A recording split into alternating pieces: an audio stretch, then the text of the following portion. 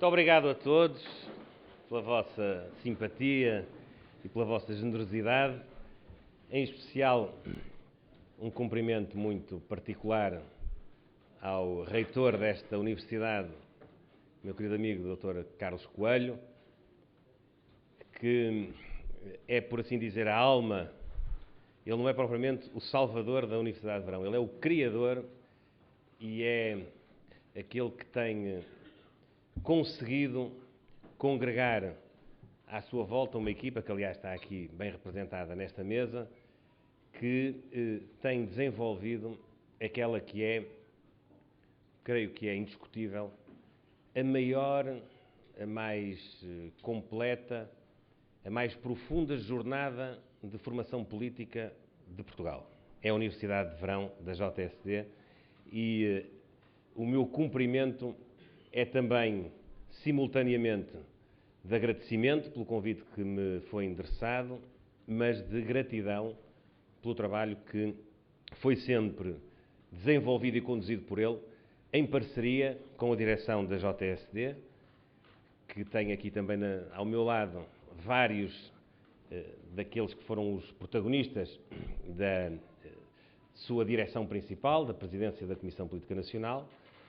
Eu cumprimento-os a todos, no atual presidente da JSD, o meu querido colega, deputado Simão Ribeiro, e nestes dois permitam-me que possa envolver-vos a todos num abraço de companheirismo, de amizade, de cumplicidade política e de motivação para, neste caso concreto, esta jornada de formação, mas sobretudo para aquilo que vocês todos podem, devem e vão fazer quando daqui saírem e forem exercer o vosso direito de participação política, de participação cidadã, para construirmos um Portugal mais próspero, mais solidário no futuro. Porque nós estamos aqui apenas e só por essa razão.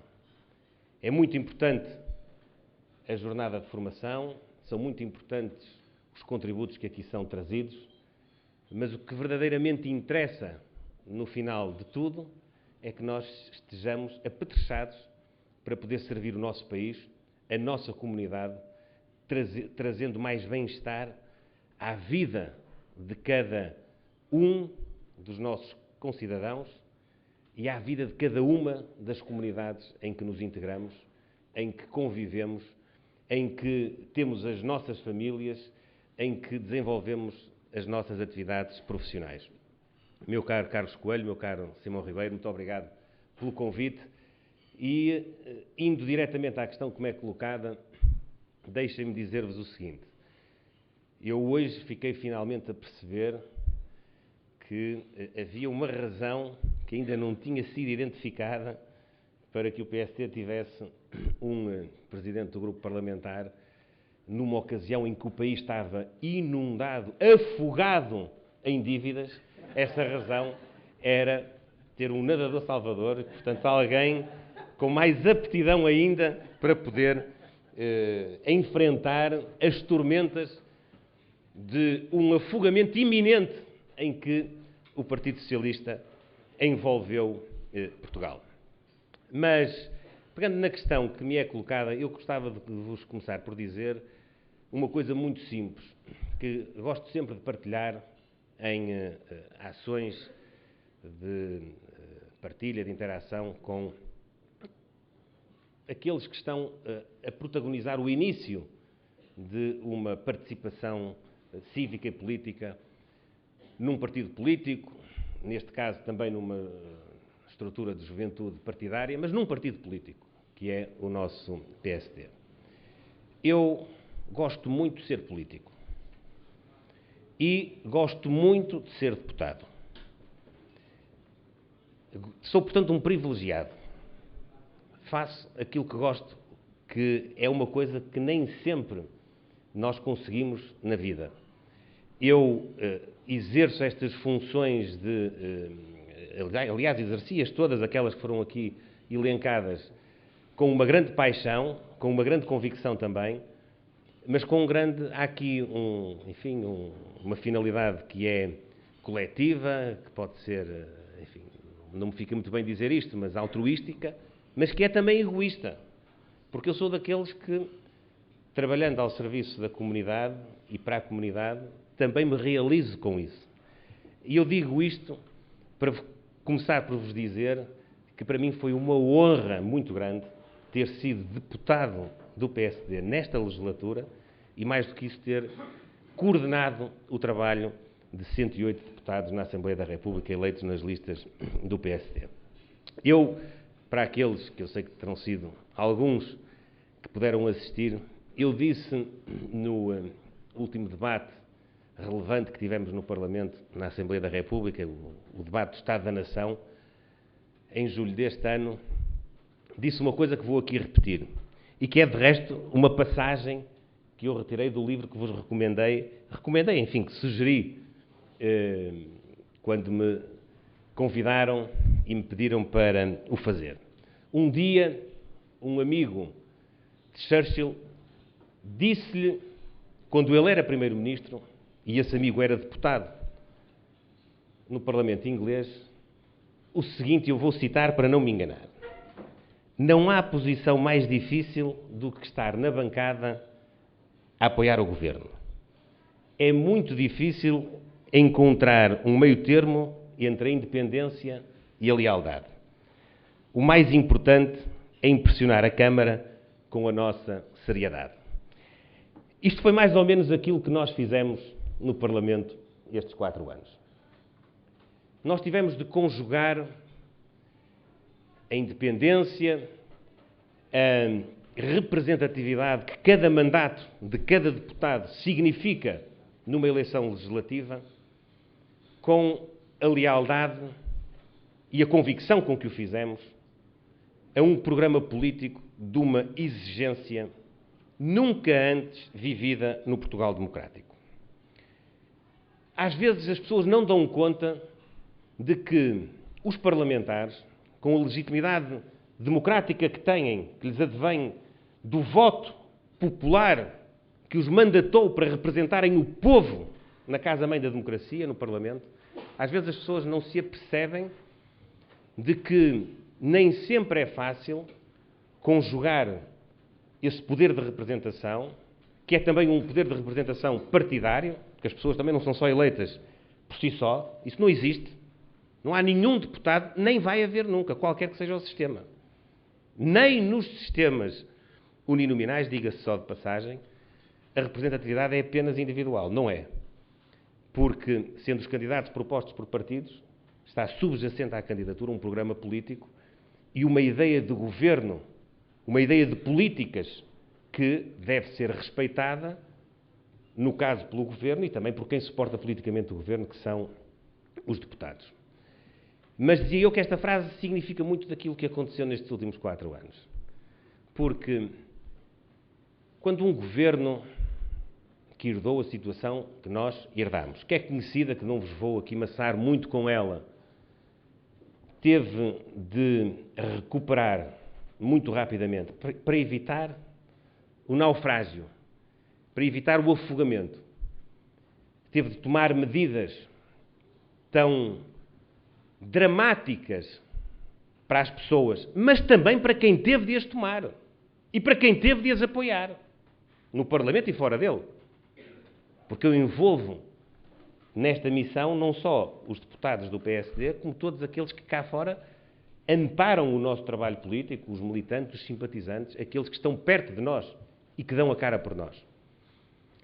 Mas, dizia eu, medidas muito dramáticas para a vida das pessoas, mas não tenham dúvidas, tão ou mais dramáticas para quem teve de as adotar.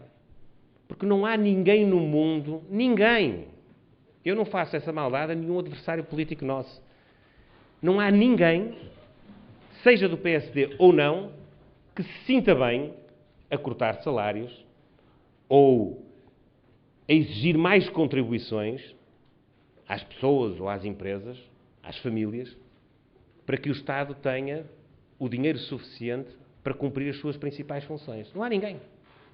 E nós tivemos de o fazer. Nós tivemos de o fazer por um imperativo de respeito pelo interesse de todos. Nós tivemos de pedir um sacrifício às pessoas que foram os verdadeiros obreiros da recuperação do país, porque esse sacrifício significava aquilo que comumente se pode, enfim, resumir a semear para colher. Nós tivemos de semear as condições para que Portugal, que nos foi entregue, com recessão económica, com desemprego a crescer exponencialmente, com um Estado que não tinha dinheiro para pagar salários, para pagar pensões, com um sistema de saúde que devia qualquer coisa como 3 mil milhões de euros, com um sistema de transportes públicos que acumulou em 10 anos 17 mil milhões de euros de dívidas.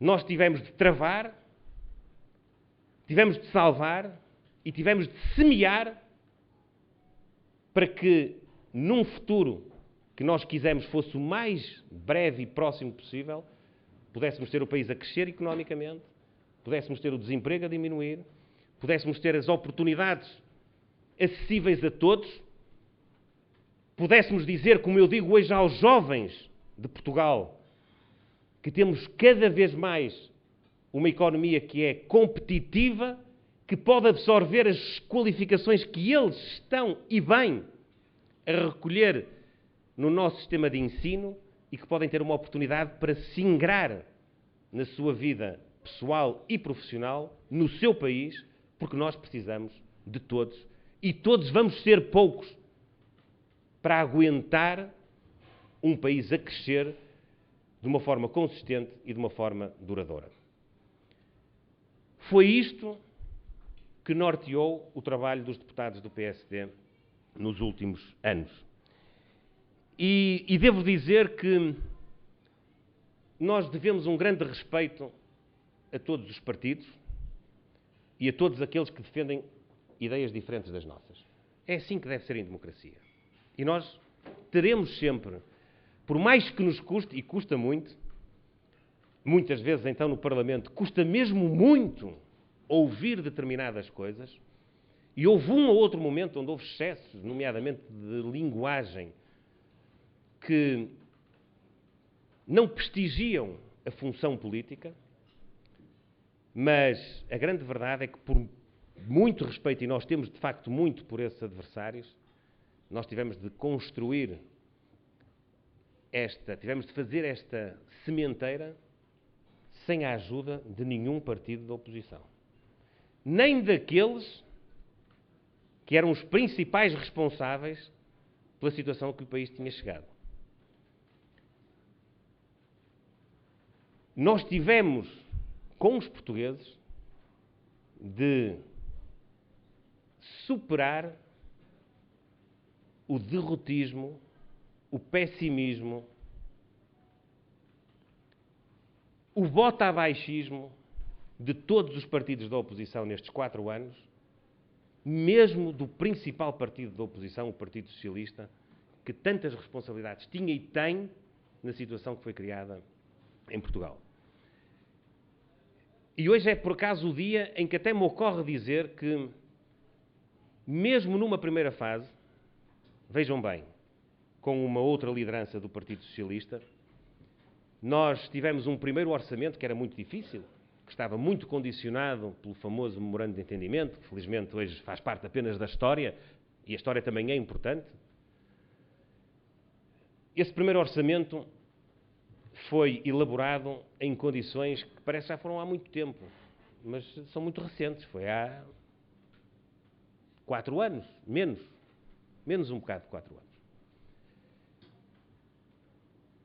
Esse orçamento tinha que respeitar o acordo e tinha simultaneamente que garantir que todas as entidades internacionais iriam confiar, iriam acreditar que Portugal ia ser capaz de debelar a situação em que tinha sido mergulhado. Imaginem o orçamento que a Grécia vai ter que fazer um dia destes para o próximo ano. Imaginem. eles que vão, infelizmente, para o terceiro resgate e eles que, infelizmente, não conseguiram dar essa nota no passado. Infelizmente, para os gregos, infelizmente, para toda a Europa. Mas imaginem se eles não forem capazes agora de mostrar à comunidade internacional, aos seus parceiros, nomeadamente na Europa e na zona euro, que são capazes. Imaginem o desafio que está sobre eles. Pois foi esse desafio que nós tivemos em 2011. Foi no primeiro resgate. Mas se nós não tivéssemos vencido esse desafio, nós íamos ter um segundo resgate. E se não tivéssemos vencido o segundo, íamos ter um terceiro, que é aquilo que está a acontecer na Grécia. Foi logo ali que se balizou aquilo que era o caminho que Portugal devia percorrer. Nessa altura, apesar do líder de então do Partido Socialista, Dr. António José Seguro, já estar numa fase de desacreditar no memorando que o próprio partido e o governo dele tinham subscrito, a verdade é que ainda teve a responsabilidade de se abster nessa votação e de dar aos nossos parceiros externos, à Europa, ao mundo, uma garantia de que havia uma coesão mínima no Parlamento português que podia significar a segurança para cumprir um programa, para sair do programa e para recuperar financeiramente o país.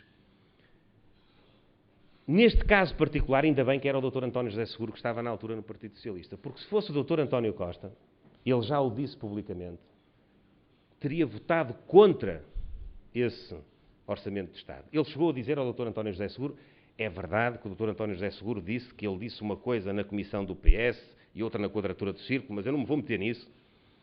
É só recuperar lá os debates entre eles para quem quiser ter mais curiosidade. Mas a grande verdade é que ele disse, ele, António Costa, ao Dr. Seguro, esse foi o erro capital, porque tu devias ter votado contra. Já na altura, portanto, o Dr. António Costa tinha uma adesão muito grande, que se veio depois, compaginar com o seu discurso no dia 25 de janeiro deste ano, com o Syriza e a versão de que é possível recuperar financeiramente um país que está a ser intervencionado e que está a viver à custa do empréstimo dos seus parceiros, dizendo aos parceiros que não se faz aquilo que está acordado. Já na altura ele achava isso. Nem sempre ele é incoerente, nem sempre anda aos zigue-zagues. Aqui, de facto, mantém-se hoje exatamente no mesmo sítio em que se encontrava na altura. Mas foi, portanto, este o panorama com que vivemos 4 anos na Assembleia da República. É verdade, sempre garantindo estabilidade política ao país. Tivemos muitos casos em que foi preciso articularmos posições com o nosso governo, com o nosso parceiro de coligação. Houve apenas um caso em que a situação foi um bocadinho mais problemática, mas nesse, como em todos os outros casos problemáticos que tivemos, e tivemos muitos, como por exemplo as decisões do Tribunal Constitucional, em todos esses casos o Governo encontrou uma solução. E o líder do Governo, o Primeiro-Ministro, encontrou uma solução. E também quando nós tivemos problemas de articulação dentro da coligação, tivemos uma solução. Arranjámos uma solução e pudemos continuar a percorrer o caminho de recuperação até ao final da legislatura. Pois essa garantia deveu-se a muito do empenhamento dos deputados do PSD, deveu-se ao empenhamento dos partidos da coligação, mas, infelizmente, diria eu, para Portugal, não ficou nada a dever-se à perspectiva da oposição. A oposição essa que, e nomeadamente o Partido Socialista, foi, como disse há pouco, como sempre muito derrotista, não confiou nos portugueses, porque não foi o Governo que pôs a economia a funcionar, não foi o Governo que obrigou, que apontou uma pistola aos empresários para que eles tivessem a argúcia de procurar novos mercados, de serem mais competitivos nas suas empresas e ganharem cota nas exportações. Foram mesmo os empresários, foram mesmo os trabalhadores dessas empresas. Foi o país que reagiu, que acreditou, que combateu. Foi isso que aconteceu em Portugal. É verdade que o Governo criou as condições. Mas quem concretizou na vida das pessoas esta recuperação foram as próprias pessoas, foram as nossas instituições, foram as nossas empresas. O Partido Socialista e a oposição não confiaram nesta força, nesta capacidade. Estão no direito deles, nós respeitamos. Mas foi isso que motivou que tivessem, enfim, prognosticado a espiral recessiva, o segundo resgate, todo o incumprimento das metas, que era preciso mais tempo e mais dinheiro, que é mais ou menos também aquilo que agora, enfim, se defende para a Grécia. Foi tudo isso que o Partido Socialista andou a defender estes anos e, portanto, nós temos legitimidade, com respeito democrático, para dizer que o Partido Socialista não confiou nos portugueses, não confiou na capacidade do país, não acreditou que nós fôssemos capazes de sair do buraco em que, por acaso, tinha sido o Partido Socialista que nos tinha enfiado. E o Partido Socialista foi, objetivamente, estes anos, aquilo que a nossa história bem ilustra quando fala dos velhos do Restelo. Foram aqueles que profetizaram que nós não éramos capazes de atingir o nosso objetivo. Foi isso que sucedeu e, portanto, essa avaliação que também é preciso fazer-se agora. Mesmo agora neste período eleitoral, está em causa muito daquilo que nós podemos fazer no futuro, já falarei disso, mas está em causa também aquilo que nós fomos capazes de fazer no passado. Há uma acusação que nos foi feita neste período, que tem um pouco a ver também com a questão que o Carlos Coelho colocou, que eu acho que é preciso ser respondida de uma forma muito direta. Apesar das dificuldades, que foram muitas, e que ainda são muitas para muita gente, e não digam os nossos adversários que nós vivemos noutro mundo ou noutra realidade. Não, nós todos temos a sensibilidade suficiente, até por experiência própria, nossa ou de pessoas que nos são muito próximas, daquilo que tem sido o sofrimento de muita gente. Quem é que nesta sala não tem um familiar ou um amigo que está desempregado? Quem é que nesta sala não conhece um jovem recém-licenciado que apostou a sua energia, a sua dedicação, a sua competência para tirar uma qualificação e agora chega ao mercado e o mercado não tem capacidade de absorver essa qualificação? Quem é que não conhece isto? Quem é que não conhece aqueles que deixaram de ter acesso a esta ajuda ou aquela? Todos nós conhecemos. E todos nós temos a sensibilidade, e tivemos no Governo e no Parlamento, de poder minorar os efeitos daqueles que se encontram involuntariamente nessa posição. E mesmo de alguns que vivem eternamente nessa condição, muitas vezes também por vontade própria. E por vontade de alguns políticos a quem interessa que estejam nessa situação de vulnerabilidade para continuarem a ter apoio político respectivo. Agora, para quem anda aí a apregoar aos quatro ventos, que tem uma grande sensibilidade social e que nós somos muito insensíveis, é preciso recordar que não fomos nós que em 2009 descemos impostos e subimos o salário da administração pública para em 2010 aumentar os impostos todos e começar a redução salarial da administração pública que era superior àquela que hoje está em vigor. Em 2015, a redução salarial na administração pública é menor do que aquela que foi em 2010, na altura do governo do PS e do engenheiro Sócrates. Porque nós já começámos a remover essa redução salarial. Não fomos nós quem congelou as pensões mínimas sociais e rurais daqueles que precisamente têm uma pensão mais baixa, 180 ou 200 e poucos euros. Ao contrário, fomos nós que descongelámos esse aumento e que promovemos um aumento superior à inflação.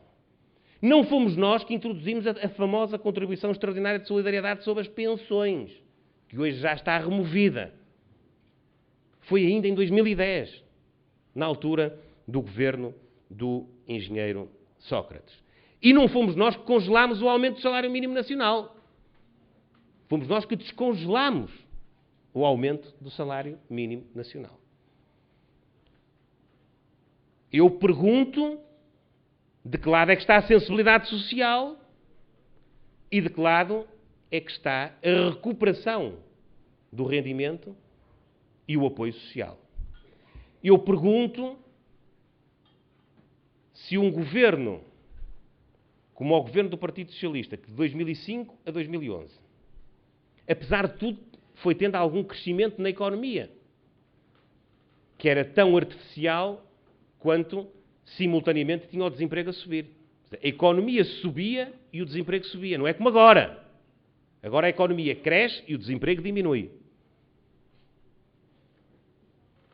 Na altura a economia crescia pouco, é verdade, quando crescia muito mais na Europa, coisa que também não acontece agora. Nós estamos a crescer mais do que a média europeia, mas o desemprego agora desce e na altura subia. E eu pergunto se nessa condição o Partido Socialista, por exemplo, promoveu, como nós, numa situação de dificuldade, a implementação de tarifas sociais na energia, no acesso à energia, no gás, na eletricidade, as tarifas sociais nos transportes, feitas em função não de critérios etários, por exemplo, mas de critérios de rendimento, porque nós podemos ter um reformado que tenha 80 anos e tenha meios suficientes para poder pagar um bilhete inteiro nos transportes públicos, e se calhar faz mais falta apoiar um indivíduo, uma nossa concidadão ou concidadão, que tenha 30 ou 35 anos e esteja desempregado. E é isso que acontece hoje. O apoio social é em função do rendimento, não é em função da idade do seu destinatário. Isto vale para mais jovens e menos jovens. É igual o critério. Agora eu pergunto o que é mais justo socialmente. É apoiar quem precisa ou apoiar quem é só mais novo ou mais velho? Independentemente dos problemas que a juventude ou o envelhecimento podem trazer. Eu pergunto porque é que um governo, já que eles apregam tanta sensibilidade social, porque é que o Partido Socialista, quando foi governo, não promoveu a baixa do preço dos medicamentos, como nós promovemos, à custa das margens das farmácias e das farmacêuticas. Eu pergunto porque é que hoje o nível de isenções de taxas moderadoras na saúde é praticamente o dobro daquele que era no tempo do governo do Partido Socialista. De que lado é que está a sensibilidade social? Quem é que, apesar de recuperar financeiramente o país, apesar de pedir sacrifícios às pessoas, teve a responsabilidade de proteger aqueles que eram os mais frágeis, os mais indefesos? Mesmo nas políticas de cortes salariais ou de rendimento, onde sempre foram isentados aqueles que tinham mais baixos rendimentos e sempre foram penalizados, quase a um nível que socialmente também é muito delicado, aqueles que têm mais altos rendimentos. As pessoas já não se lembram, mas hoje paga a taxa máxima de IRS, não quem ganha 153 mil euros, como era na altura, mas quem ganha mais de 80 mil euros por ano. As pessoas já não se lembram, mas quem ganha mais de 250 mil euros tem mais uma sobretaxa de 3% sobre esse rendimento. E se ganhar mais de 500 mil, tem mais 5% sobre esse rendimento. E das empresas a mesma coisa. Numa altura em que baixámos o IRC para motivar o investimento, a criação de emprego, o que aliás está a resultar, diga-se de passagem, nós cobramos uma taxa suplementar de IRC a empresas que têm mais de 1,5 milhão de euros de lucros, 3%. Mais 5% para quem tem mais de 5 milhões de euros de lucro. E mais, salvo erro, 7% para quem tem mais de 35 milhões de euros de lucro. O que quer dizer que nós pedimos a quem tem mais rendimentos, sejam rendimentos singulares, sejam rendimentos coletivos, um esforço maior do que pedimos aos outros. Foi isso que aconteceu, caras amigas e caros amigos, nestes anos. E por isso é que eu acho que ninguém se deve envergonhar. Estamos numa ação de formação. Ninguém se deve envergonhar da orientação social-democrata do nosso projeto político, mesmo na situação adversa que encontramos. O que é que nós fizemos em Portugal? Tiramos o Estado dos negócios. Promovemos a iniciativa privada dos nossos empresários em concorrência leal, regulada, para que quem seja mais competitivo tenha o retorno da competitividade e seja por isso mais lucrativo. Em Portugal hoje não tem mais lucro quem é mais protegido pelo Estado, tem mais lucro quem é mais competitivo no mercado.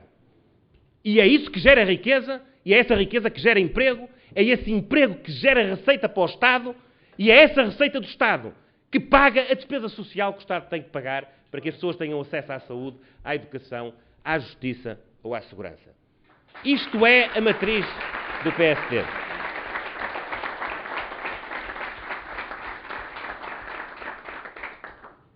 E mais, e aqueles que vêm agora acenar com a facilidade, mais uma vez, de um projeto onde a economia cresce não por este lado, mas pelo rendimento artificial insuflado que é atribuído às pessoas, para esses que a história já julgou, mas que a história também registra qual é o resultado das suas políticas, eles vão ter que conviver com uma outra desilusão. É que nós também estamos a procurar aliviar a carga fiscal das pessoas e das empresas. Mas não à custa de nenhum ato artificial. À custa do rendimento e da riqueza que somos capazes de criar. Por isso é que nós este ano vamos cobrar menos IRS às pessoas do que aquilo que está no orçamento do Estado, porque assinámos um contrato no orçamento do Estado com as pessoas, que se determinada estimativa de receita fosse superada, o montante em excesso era devolvido às pessoas. A contas de julho, vamos devolver 25% do esforço da sobretaxa em sede de IRS. Esperamos todos que no final do ano possa até ser mais do que isso.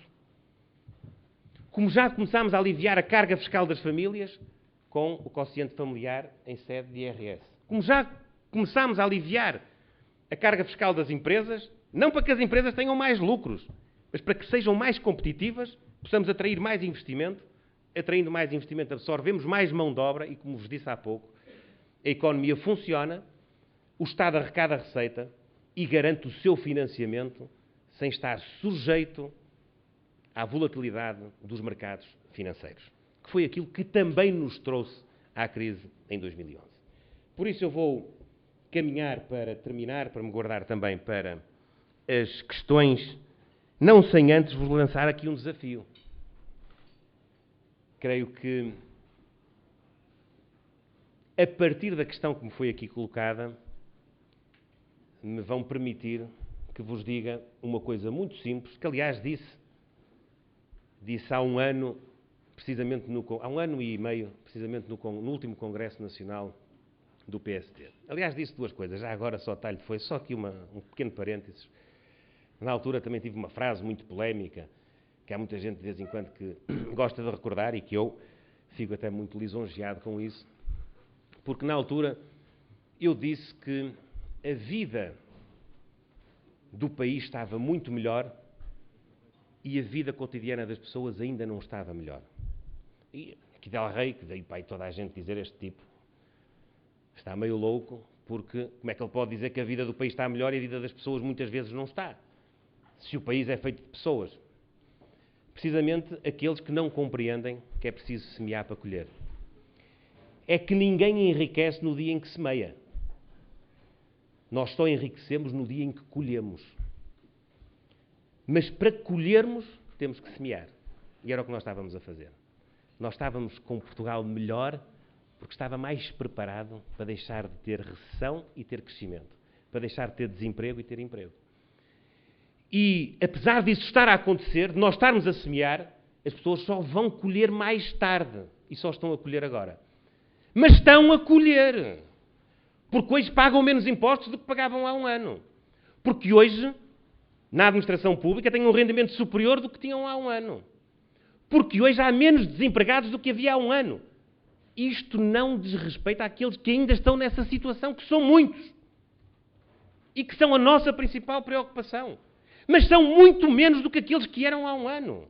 Nós chegámos a ter 17,7% de desemprego e hoje temos menos de 12%. Temos menos do que tínhamos no dia em que tomámos posse, quando vencemos as eleições legislativas em 2011. E isto é preciso dizer às pessoas, não é só para valorizar o nosso trabalho. Não é só para lhes pedir a elas, e eu também vos quero pedir a vocês, para nos ajudarem a prosseguir este caminho. Não é só por isso. É porque, de facto, este caminho é o caminho que serve o seu próprio interesse, o interesse das pessoas que estão nessa situação. As pessoas que estão desempregadas não querem ninguém a governar que lhes diga que vai decretar 207 mil novos postos de trabalho. O que as pessoas querem, creio eu, é alguém que lhes diga que o país vai ser competitivo, vai ter investimento, vai fazer bem aquilo que gera riqueza, vai gerar riqueza e com isso vai gerar emprego. É isso que as pessoas querem. E por isso eu acho que é meu dever pedir-vos aqui todo o empenhamento para que nós possamos cumprir esse grande desígnio que é vencer as próximas eleições legislativas. E deixem-me dizer-vos o seguinte. Nestas eleições legislativas, o país tem uma felicidade. Que se calhar não teve sempre com esta clareza. Tem dois projetos verdadeiramente alternativos que são conhecidos, no essencial. Eu não vou aqui dissertar sobre eles. O país conhece o projeto do Partido Socialista e o país conhece o projeto da nossa coligação com o CDS-PP. Conhece as principais orientações, conhece aquilo que são os resultados das políticas que cada um defende. O país e os portugueses devem ser esclarecidos neste período de campanha eleitoral, com toda a serenidade, com toda a profundidade, mas eu estou convencido que os portugueses, que são muito mais inteligentes do que aquilo que muitos políticos acham, os portugueses sabem hoje quais são os dois grandes projetos de desenvolvimento do país que estão em cima da mesa. E os portugueses também sabem outra coisa. Portanto, conhecem os projetos. Conhecem as equipas. Porque dá-se a circunstância de nós sermos os partidos que têm protagonizado a governação nos últimos anos, o PSD e o CDS-PP. O nosso candidato a primeiro-ministro é conhecido dos portugueses, todos lhe conhecem as qualidades, os defeitos que lhe possam apontar, as virtudes e os desígnios políticos. E também conhecem do Partido Socialista, por uma razão muito objetiva. É que eles são exatamente os mesmos que estiveram na governação do engenheiro Sócrates de 2005 a 2011.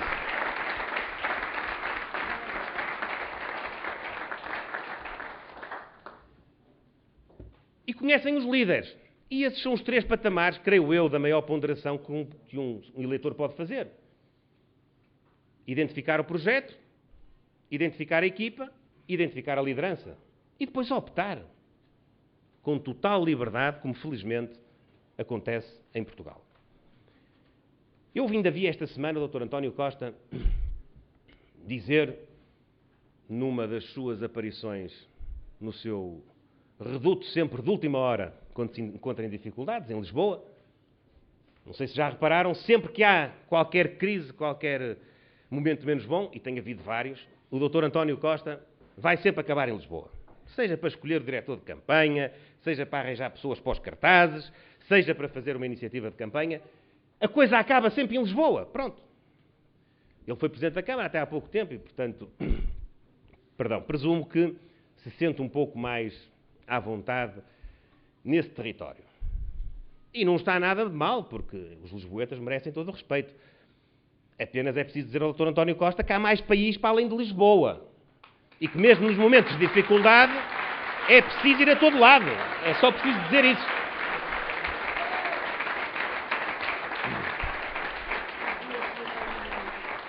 Mas o Dr. António Costa disse que os portugueses conhecem-me. Sabem o que é que eu fiz? Eu fui deputado, eu fui ministro 2 vezes, da Justiça e da Administração Interna, eu fui deputado no Parlamento Europeu, eu fui presidente da Câmara Municipal de Lisboa. E nós conhecemos. Por acaso, há assim uma coisa que é mais ou menos comum a todas estas funções que o Dr. António Costa desempenhou, em quase todas saiu a meio do mandato. Enfim, acontece. Razões ponderosas, com certeza, sucederam, mas não deixa de ser um traço. E esta última, já agora também um outro parêntese, até como uma certa autocrítica do PSD, esta última passou assim um bocadinho em claro, mas não é assim tão despicienda como isso do ponto de vista político. Quer dizer, o Dr. António Costa tem toda a legitimidade de concorrer e de ser secretário-geral do Partido Socialista, não está em causa. E de escolher o momento em que o deve fazer.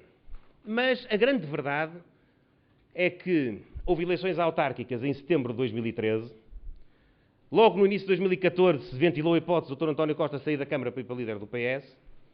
Acabou por acontecer mais para o fim do ano, para os últimos trimestres de 2014, e pasme-se o Dr. António Costa. Acabou mesmo por sair de Presidente da Câmara e disse, sem que, e aí entra a tal autocrítica, sem que ninguém lhe tivesse, enfim, dito aquilo que eu acho que se lhe devia dizer, disse assim uma coisa muito simples.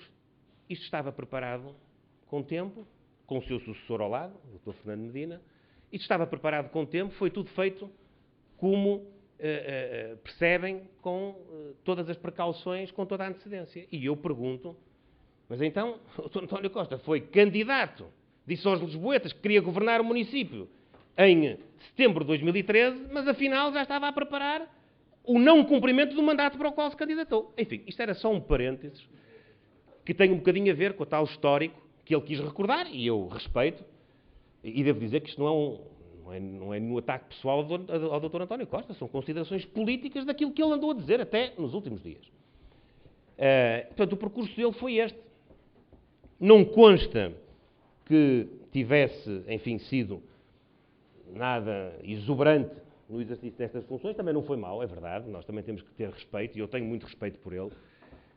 É verdade que eu não guardo na minha memória nenhuma grande decisão do Dr. António Costa como Ministro da Justiça ou como Ministro da Administração Interna, mas posso ser eu que estou mais esquecido, e eu sou suspeito. E mesmo em Lisboa também não guarda, assim, grandes obras. Ele diz que sim, que tem lá muitas obras, com certeza, os lisboetas acreditaram nele e votaram nele, e eu respeito isso. Eu, por acaso, como só estou em Lisboa metade da semana, acho que Lisboa tem buracos a mais, mas isso, enfim, é uma opinião que os lisboetas terão de aferir. Nem acho que haja ali nenhuma obra excepcional, até aquela que havia, que eu também lhe dou o mérito de ter aberto, parece que já tem um problema lá naquela frente marítima da Ribeira das Naus, mas enfim, tudo bem, eu não me quero estar agora a meter nisso. A grande verdade é que, mesmo considerando que ele teve este percurso e que esteve sempre num nível, enfim, aceitável, não há dúvida que ele foi sempre um gestor político e da imagem dele com eficácia, não tenho nenhum problema em admiti-lo. A grande verdade é que um dia os socialistas elegeram-no secretário-geral do PS. E aí é que foram elas.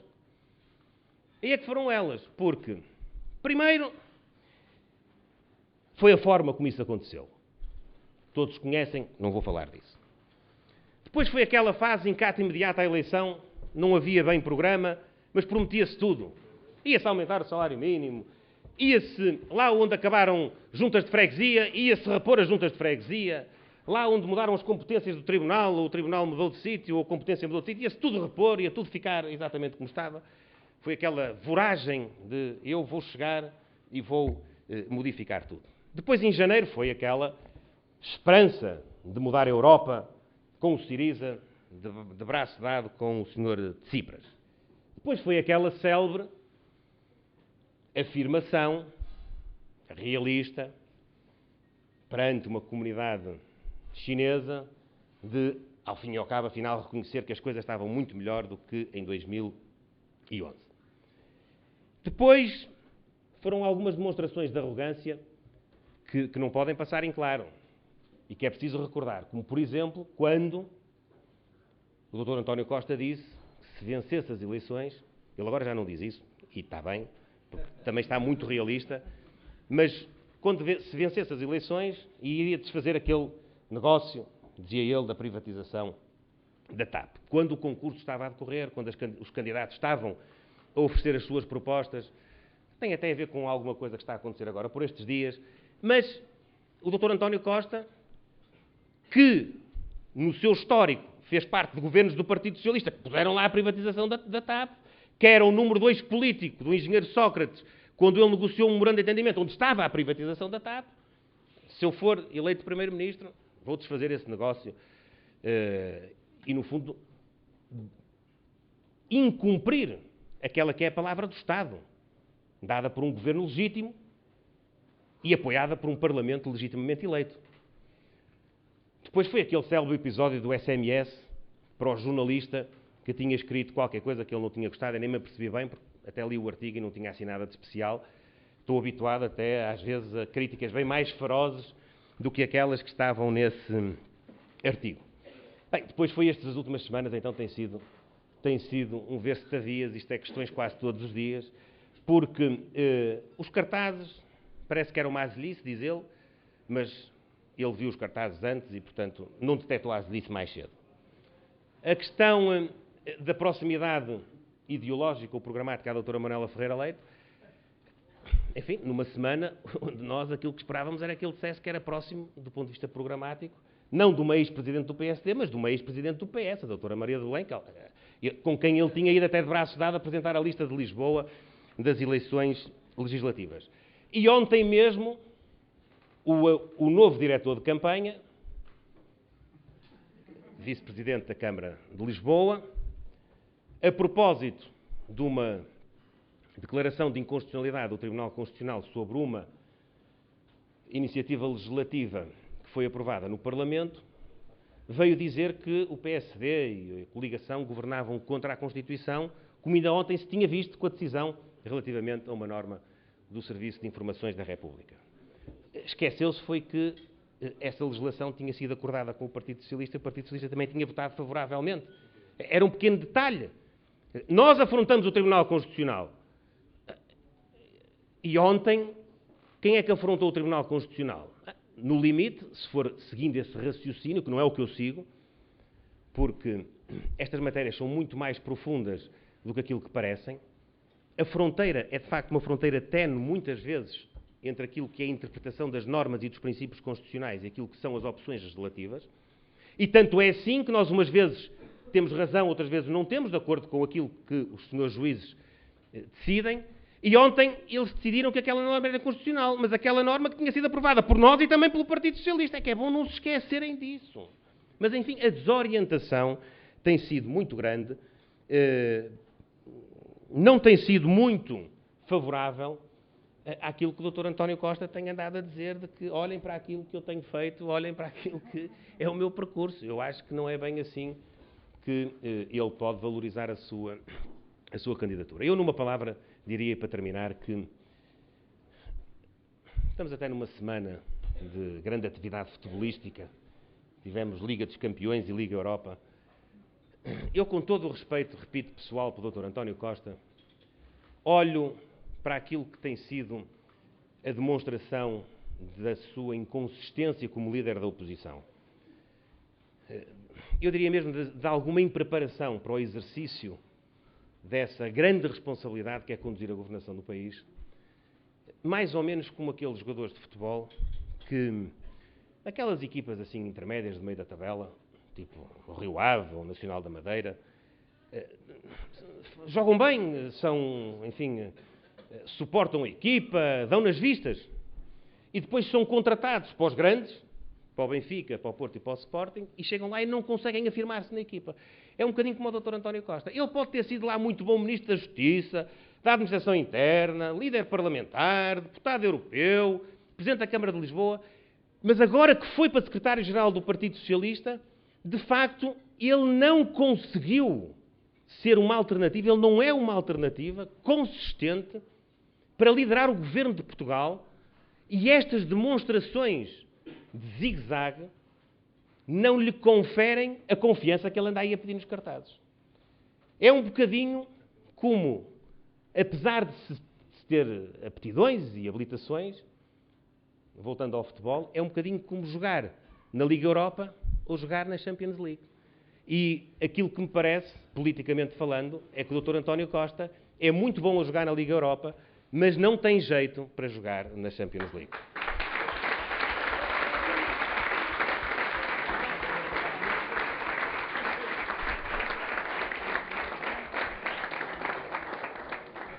Amigas e meus amigos, tudo isto para vos dizer que, governando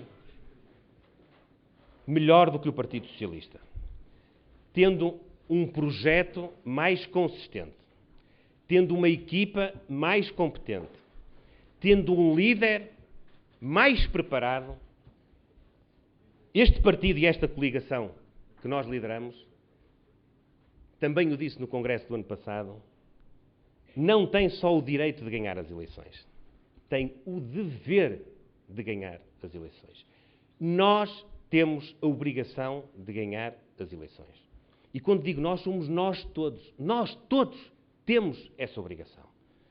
Se nós, repito, se nós temos um projeto mais consistente, que traz mais futuro, que traz mais riqueza, que traz mais capacidade de sustentar o Estado Social, se nós temos uma equipa que mostrou ser mais competente, ser mais firme, se nós temos um líder que está mais bem preparado do que o nosso opositor, nós só podemos perder se não formos capazes de demonstrar isto aos nossos eleitores. E essa é uma tarefa de todos. Eu digo-vos até mais. Eu não acredito que nós não sejamos capazes de, na rua, em casa, na escola, na universidade, no sítio onde trabalhamos, eu não acredito que nós não sejamos capazes, não digo de convencer todos, porque isso é impossível, mas de convencer a maioria de que Portugal está no caminho certo. Isto é a nossa responsabilidade e isto é aquilo que nós todos temos de fazer até o dia 4 de outubro.